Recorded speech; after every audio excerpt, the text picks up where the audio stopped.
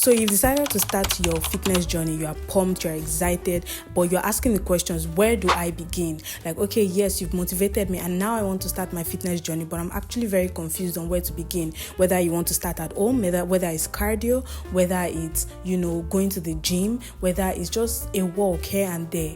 I'm about to give you the tea on exactly how to begin your fitness journey. Hi guys, welcome back to my channel. And if you're new here, we'll talk about self-improvement, productivity, motivation, and becoming the highest and the best version of yourself. So like I said in my first video, if you've not watched it, please go and watch it now. It's in my bio under the productivity and fitness series playlist. So fitness is one of the most rewarding things you can do. It's great for your mind, it's great for your body. You look great, you feel great, to build your confidence, your resilience, your productivity, and helps you on your self-improvement journey. But the question is, what do I now do when I want to get into fitness? You probably don't know what to do, you don't know what to eat, you don't know what exercise to do, you don't know exactly what to do on your fitness journey. And I'm here to help you through it and guide you through it, because the fitness journey isn't just roses and tulips. It's actually filled with ups and downs. Sometimes you are confused on what to do. Sometimes you get discouraged. Things that we've all been there. And the good news is that there's no perfect way to start. The key to fitness is literally just starting. Like, just start, no matter how you feel. Even if you feel like you're not perfect in the moment, just start. That's the key. So today I'm going to dive into exactly how to start, even if you are really confused and you just need some help on knowing exactly how to go about fitness and how to get into fitness, especially if you had no experience whatsoever with it, you don't know what to do and how to do it. And coming up in the future, I'm going to have a video on how I personally lost weight through intermittent fasting and walking, and how that worked for me. But for now, I'm just going to talk about fitness in general. So let's dive into it. So let's go into chapter 1, which is starting where you're comfortable. So it doesn't matter how you start, even if the way you are comfortable is by doing some home workout, or is by going for a walk, or by doing some cardio, or going to a gym. Perhaps you are even ready to take that big leap. It doesn't matter exactly where you start from. Just start wherever feels comfortable for you. When I started my fitness journey, I know that I started by going on, I was jogging, because at that time that was the knowledge I had. I felt that was the way to lose weight, although that wasn't all there is to losing weight. But at that point, that was what I knew, and that was where I started from. I started from going on jogs or running. Sometimes I would make it to be an interval of running and jogging for me in that period. That was when I was in school. I think I was in my third year in university. So that was where I started from. That was where was comfortable for me. And as I went forward and as I moved forward, I started adding things. As I moved forward, I started doing more things like going to the gym and then intermittent fasting and walking and so on. And that was my journey for me. So the first step you should take is definitely to start wherever you feel comfortable. So, but for some of you, you might not find it as intimidating to start in the gym. You might go straight to the gym. And honestly, I applaud you, because I wasn't as bold. But if you're as bold, you can do it. But the trick is to start no matter what you know. That means that you can practice your form at home. You can get a gym buddy, someone that's been going to gym, maybe a friend of yours, or somebody who actually wants to start too, and you can start on the journey together. I know I did that when I wanted to start on my fitness journey. I went with a friend that was interested in going to the gym, or you can find a coach if you can afford it. Just make sure that you start. And if going to the gym and weightlifting, you are ready to take that big step, you can also take that route. If you want to begin at home, consistency is very, very important, because whilst I encourage starting wherever you're comfortable, like at home, I encourage that eventually try to make sure you take the step to go to the gym. Even if you want to start from home workouts are great, because I did a lot of the clothing and the kids workout at home, and they really worked for me. They helped to build consistency, but they don't really work unless you watch what you eat, which is absolutely important for all workouts to work. Eventually, you need to watch what you eat, your calorie intake versus what you. So it's absolutely important that you watch that. But home workouts are great. They build consistency, they build resilience, and showing up day in and day out, no matter how you feel, and making sure make sure you show up for your home workout and the workout that we have to do, even if it's in the house, even if it's just a few squats here and there, or a little bit of press up or something like that. And I used to also have the apps, like the fitness apps, they also work. So even if you want to start from home workout, consistency is important, and it helps to build resilience from there. Chapter 2, fitness is tough. There are a lot of tough days when it comes to fitness. It's full of ups and downs, and I spoke about this a lot in the first part of this series, and I spoke about how those tough days, those ups and downs, are really going to help to build your resilience and build your strength, and really help you to be able to face anything that comes your way in your self-improvement journey and becoming the best version of yourself. So I just want to prepare you for those tough days, because they're going to come. But if you are prepared, then you feel more equipped to face those tough days and you feel like you can handle them better.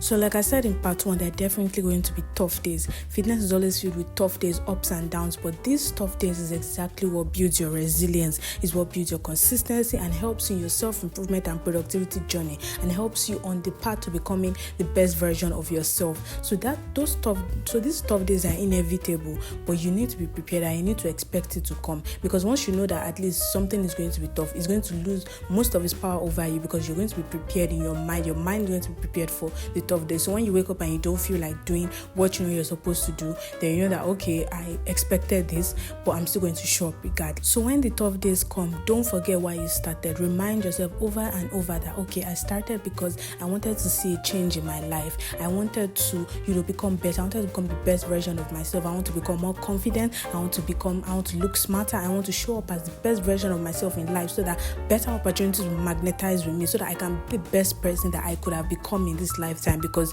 like I said in the former video, it's a tragedy for someone to die not knowing the best version of what they could have become. So if you know that you're starting your fitness journey, you know that you are doing this to build your confidence, to build your appearance, to become a better person, and to help boost your self-improvement and productivity journey, like I said, in part 1. And also, don't expect immediate results. Results are not going to come in 2 weeks, in 4 weeks.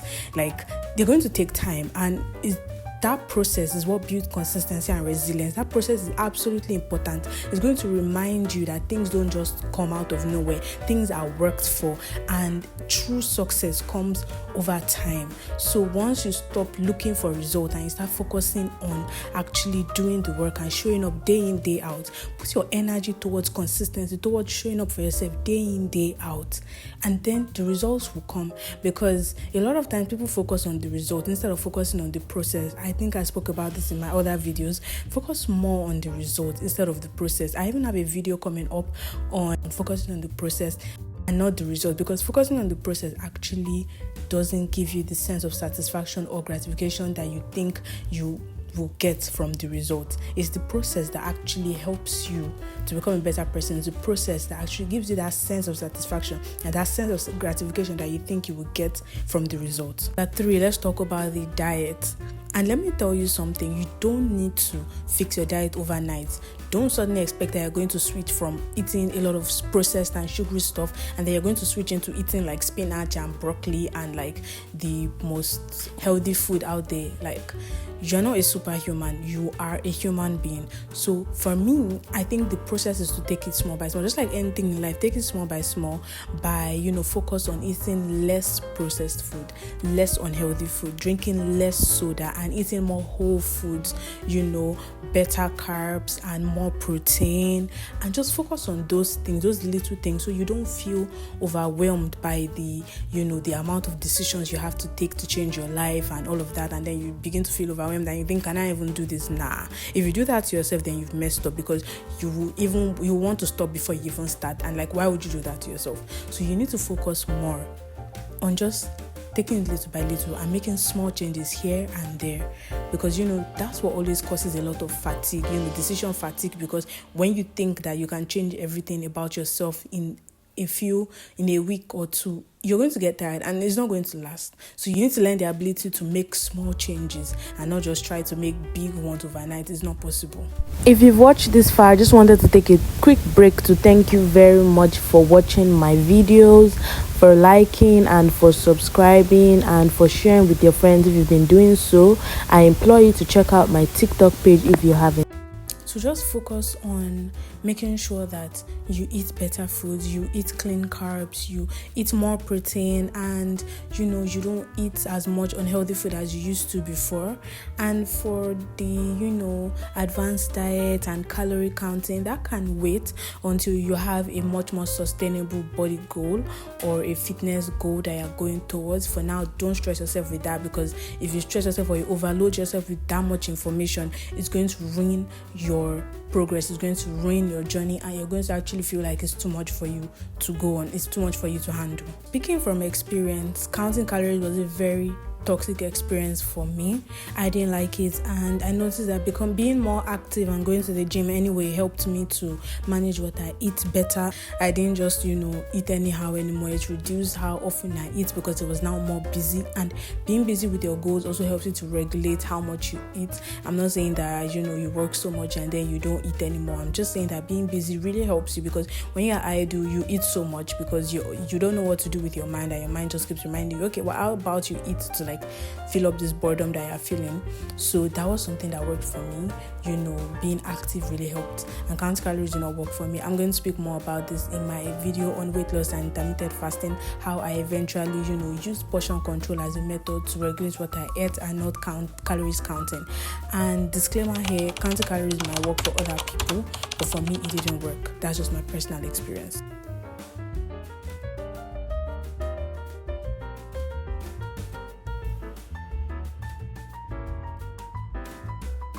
So don't stress yourself with like worrying about counting calories or like advanced dieting or something like that, because I found that unless you have sustainable goals, which you probably don't have in the beginning, you need it. And counting calories proved to be toxic for me because it stressed me out about what to eat, how I'm going to eat, and this and that. And you don't need that mental load, especially in the beginning of a fitness journey. It can completely discourage you from even going on the journey at all, and that's like the last thing you need. So just focus on eating right, eating better, and the more you are active, the less you eat anyways, because when you're idle you tend to think about, okay, I want to eat this or I want to eat that. But like if you are like busy and you're active and you're constantly going to the gym, the urge to eat reduces automatically on its own, like naturally.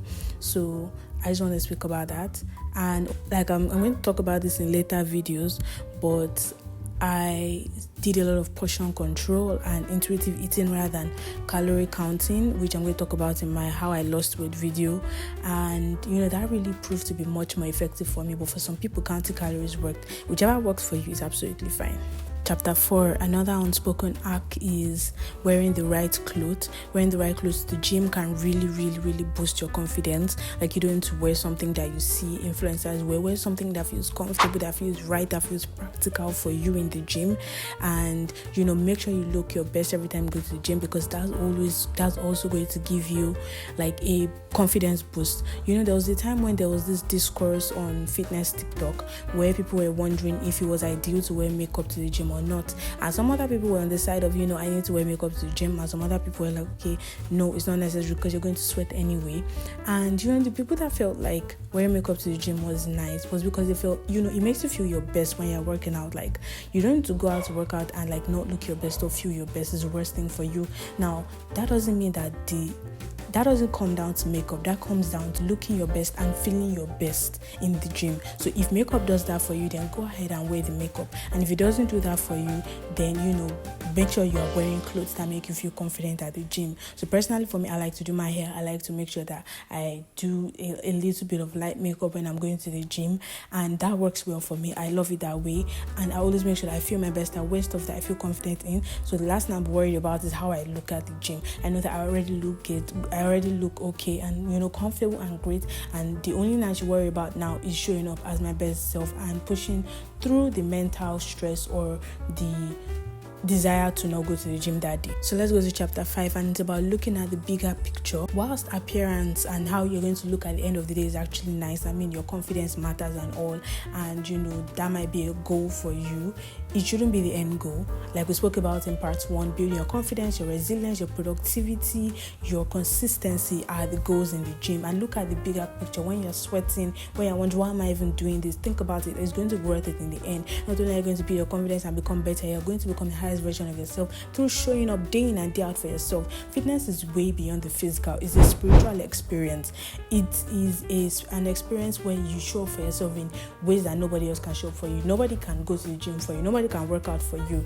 Like it is a spiritual experience. It's an experience where you truly respect yourself and you show up for yourself and you are there for yourself and you put in all your energy into yourself, which is absolutely very, very important. You You're not putting your energy out, we're putting it into yourself and releasing all the, mental blockages and anything that's going through your mind that shouldn't be going through it.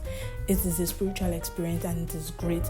And of course, the spiritual leads to the physical, and ultimately, it makes you a better person. Starting in the gym isn't always easy, but make sure you start where you're comfortable. You have a goal in the beginning, and as time goes on, you begin to understand where you're going. So even if you don't know what you're doing in the gym, I'm sure this video should have enlightened you into a lot of things, and there are going to be more. I'm going to talk about creating a schedule and so many other things that you need to begin your fitness journey. So I hope I helped you today with this video. Let me know in the comments what you think.